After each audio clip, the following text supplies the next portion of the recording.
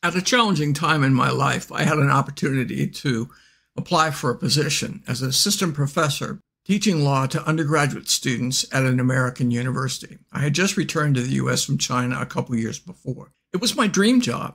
I'd always wanted to teach at an American university, but I was struggling to cope with serious back pain, and I had a business that I had been struggling with for 2 years that I finally just let fail. I needed money, and I had no job. I remember looking at the ad in the newspaper and shaking my head. I'm just not qualified. They wouldn't want me. My inner voice was talking to me. Yet, I really wanted that job. I put the newspaper aside. If my future wife, Karen, hadn't called from Hong Kong and encouraged me when I shared about the job, I never would have applied. When I finally prayed about it, I was really encouraged and knew that that was what God wanted me to do.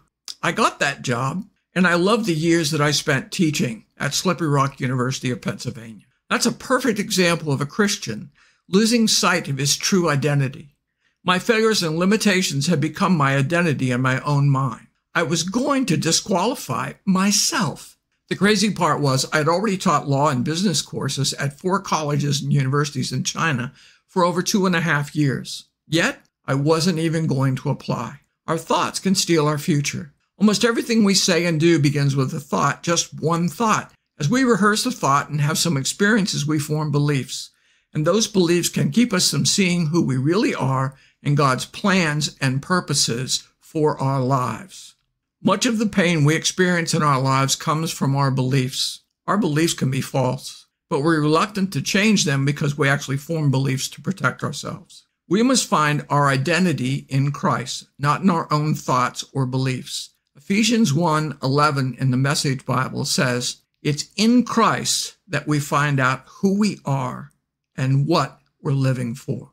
Colossians 3:3 in the Expanded Bible says, for you died to this world, and your new, real life is hidden with God in Christ.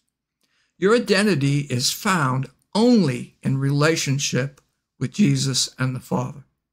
Renew your mind to let God give you true identity and purpose in your life.